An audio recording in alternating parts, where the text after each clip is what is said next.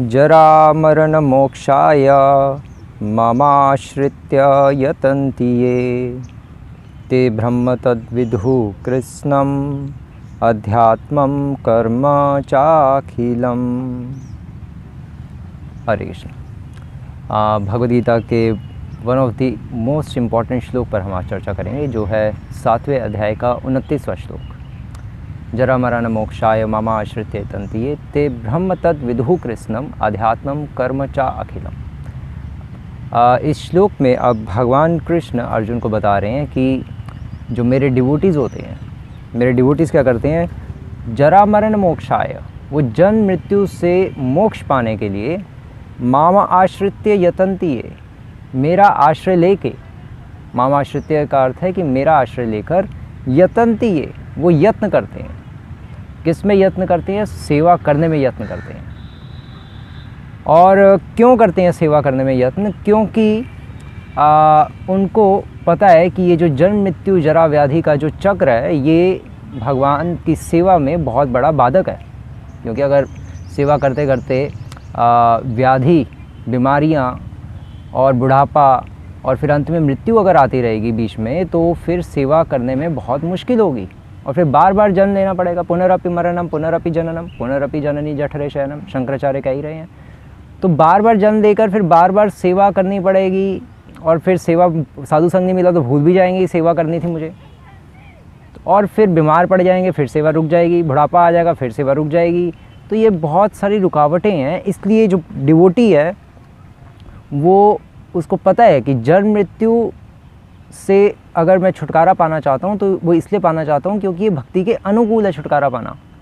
जन्म मृत्यु से मोक्ष भक्ति के अनुकूल है। जन्म मृत्यु से मोक्ष प्राप्त करना एक डिवोटी का लक्ष्य नहीं है, जिस तरह से ज्ञानियों का लक्ष्य होता है। डिवोटी का लक्ष्य है भगवान की सेवा, भगवत सेवा। वो भगवत सेवा के क्योंकि अनुकूल है जरा मरण मोक्षाय, इसलिए वो जन्म मृत्यु के चक्र से मोक्ष पाना चाहता है। लेकिन जो ज्ञानी होते हैं, ये श्लोक पूर्ववर्ती आचार्य ऐसा भी लिख रहे हैं कि ये श्लोक ज्ञान मिश्रित भक्तों के लिए भी है। और मायावादी भी इस श्लोक को अपने हिसाब से इंटरप्रेट करते हैं। वे कहते हैं कि जरा मरण मोक्षाय, कि जन्म मृत्यु से मोक्ष के लिए मामाश्रित्य यतन्ति ये। वो कहते हैं कि भगवान कह रहे हैं कि वो मेरा आश्रय लेते हैं और यतन्ति ये, और यत्न करते हैं किस में? मोक्ष पाने के लिए, सेवा के लिए नहीं। सेवा लक्ष्य तो भगवत भक्तों का है, लेकिन मोक्ष लक्ष्य किनका है? मोक्ष लक्ष्य है ज्ञान मिश्रित भक्तों का या मायावादियों का। इनका लक्ष्य मोक्ष पाना है। वो संसार के दुखों से छुटकारा पाना चाहते हैं, जन्म मृत्यु जरा व्याधि के दुखों से, तभी तो छोड़ छाड़ के हिमालय पर्वत जंगल में जाके बैठ जाते हैं। ये सेवा भावना का लक्षण नहीं है, ये तो बहुत गंदी भावना है, केवल अपने बारे में सोचना।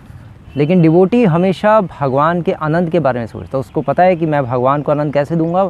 खूब सेवा करके। अब सेवा के रास्ते में क्योंकि बाधक है जरा मरण, जन्म मृत्यु जरा व्याधि, इसलिए वो उससे मोक्ष पाना चाहता है, बस और कुछ नहीं। और क्योंकि जन्म मृत्यु जरा व्याधि बाधा लगने लग पड़ता है एक डिवोटी को। क्यों बाधा लगने लग पड़ता है? क्योंकि सेवा रुक जाती है। और क्यों लगता है उसको? क्योंकि उसमें डिवोटी में प्रगाढ़ सेवा भाव है। हमें क्यों नहीं लग रहा? क्योंकि हमें सेवा भाव नहीं है प्रगाढ़।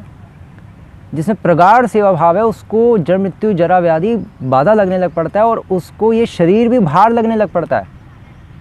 और जिसको ये शरीर भी भार लगने लग पड़ता है, तो उसके लिए फिर भगवान कह रहे हैं ते ब्रह्म, ऐसे लोग ब्रह्म है। ब्रह्म अर्थात, ब्रह्म किसे कहते हैं? ब्रह्म कहते हैं आत्मा को। तो आप कहोगे तो फिर यही लोग ब्रह्म क्यों हैं, यही लोग आत्मा क्यों हैं? क्या बाकी सब लोग आत्मा नहीं है क्या? नहीं, भगवान कह रहे ते ब्रह्म, ये वास्तव में आत्मा है। क्योंकि इनको अनुभव हो चुका है कि हम आत्मा हैं। जीवेर स्वरूप होए कृष्ण नित्य दास, ये उनको अनुभव हो चुका है, इसलिए ये वास्तव में ब्रह्म है। बाकी सब तो ब्रह्म हैं ही, बाकी सब तो आत्माएं हैं, लेकिन ये वास्तव में आत्मा है क्योंकि ये आत्म अनुभवी बन चुका है। ये कोई आम आत्मा नहीं है, ये ब्रह्मभूत प्रसन्न आत्मा है। ना शोचती ना कांक्षति, 18वें अध्याय में भगवान कह रहे हैं ना, ये स्पेशल आत्मा है। ते ब्रह्म तद विदुः, क्यों? क्योंकि उसको पता लग चुका है, तद विदुः कृष्णम, पूरी तरह से पता लग चुका है कि इस अवस्था में, ब्रह्म की अवस्था में, जो स्वरूप सिद्ध अवस्था है, जो सेल्फ रियलाइज्ड जब हो जाता है साधक, इस अवस्था में क्या सेवाएं, किस तरह से सेवा की जा सकती है भगवान की, उसको पता है ये। इसलिए अध्यात्मम कर्म चाखिलम, इसलिए उसके सारे कर्म आध्यात्मिक हो जाते हैं।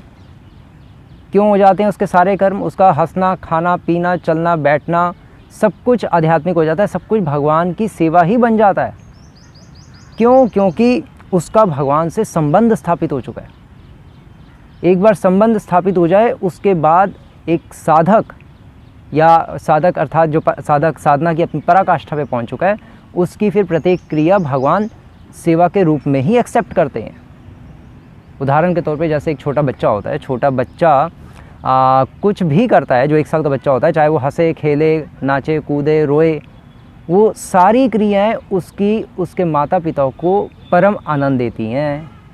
उसी तरह से जो एक डिवोटी होता है, प्योर डिवोटी, वो जब ब्रह्मभूत अवस्था में पहुंच जाता है तब वो कुछ भी चाहे कर्म कर ले, चाहे हंसे, खेले, नाचे, कूदे, कुछ भी करे, उसका लक्ष्य केवल भगवान की प्रसन्नता ही होता है। इसलिए भगवान प्रसन्न भी होते हैं और इसलिए उसकी सारी क्रियाएं ही आध्यात्मिक बन जाती हैं।